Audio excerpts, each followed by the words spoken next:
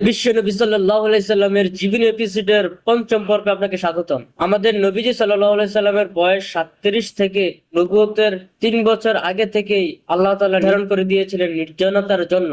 40 বছর বয়স হচ্ছে একটা মানুষের ম্যাচুরিটি হওয়ার বয়স। রাসূল সাল্লাল্লাহু আলাইহি সাল্লামের যখন 40 বছর হলো, তখন সাধারণ মানুষ থেকে চিন্তা চেতনা, ন্যায় অন্যায়ের বিশাল বড় একটা পার্থক্য তিনি বুঝতেছিলেন। তিনি আস্তে আস্তে নির্জনতা প্রিয় হতেছিলেন। মক্কা থেকে 2 মাইল দূরে জাবালে নূরে তিনি হেরা গুহায় খাবার পানি নিয়ে ধ্যানমগ্ন থাকতেন। এই হেরা গুহার দৈর্ঘ্য ছিল 4 গজ আর প্রস্থ ছিল 2.5 গজ। আল্লাহ রাসূলকে নবুয়তের জন্য প্রস্তুত করতেছিলেন। 40 বছর বয়সে নবুয়তের লক্ষণগুলো স্পষ্ট হতেছিল। প্রাথমিক পর্যায়ে 6 মাস স্বপ্ন দেখতেন। এই স্বপ্ন সূর্যের আলোর মতো স্পষ্ট প্রতীয়মান হয়ে যেত। এই অবস্থায় 6 মাস চললো। নবুয়তের সময়ের 46 ভাগের 1 ভাগ। তারপর আল্লাহ সুবহানাহু ওয়া তাআলা জিবরিল আলাইহিস সালামকে হেরা গুহায় পাঠালেন। জিবরিল আলাইহিস সালাম সূরা আলাকের কিছু আয়াত নিয়ে আসলেন। জিবরিল আলাইহিস সালাম বললেন, আপনি পড়েন। তারপর রাসূল বললেন সাল্লাল্লাহু আলাইহি সাল্লাম, আমার পড়ার অভ্যাস নেই। তারপর জিবরিল আলাইহিস সালাম তো করে জড়িয়ে ধরলেন। তারপর ছেড়ে দিয়ে বললেন, আপনি পড়েন। তারপরও বললো, আমার পড়ার অভ্যাস নেই।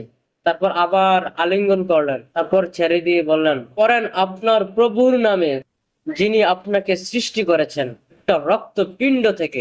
তারপর রাসূল সাল্লাল্লাহু আলাইহি সাল্লাম কোরআনের এই আয়াতগুলা বুকের ভিতর ধারণ করে স্থির হয়ে গেলেন, কাঁপতেছিলেন। তারপর এখান থেকে চলে গেলেন খাদিজা রাদিয়াল্লাহু আনহার কাছে, গিয়ে বললেন, আমাকে কাপড় দ্বারা আবৃত করো। কাপড় দ্বারা ঢেকে দিল। কিছুক্ষণ অস্থির হলো, কাবুল একটু কমলো। তারপর খাদিজা রাদিয়াল্লাহু আনহাকে এই সব ঘটনা বললেন। খাদিজা রাদিয়াল্লাহু আনহা অস্থিরতা দেখে বললেন, আল্লাহ কখনো আপনাকে অপমান করবেন না।